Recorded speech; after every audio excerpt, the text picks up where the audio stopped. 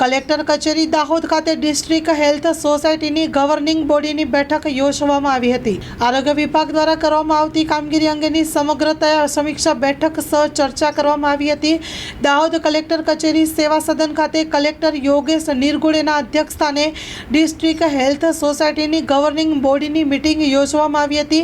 આ બેઠક દરમિયાન આરોગ્યને ધ્યાનમાં રાખીને સમાજમાં વાસ્તવિક ચિત્રને સામે લઈ આરોગ્ય વિભાગ દ્વારા આપવામાં આવતી આરોગ્યની સુવિધાઓ અંગેની તમામ સંબંધિત વિભાગના અધિકારીઓ દ્વારા સમીક્ષા સહ ચર્ચા કરવામાં આવી હતી।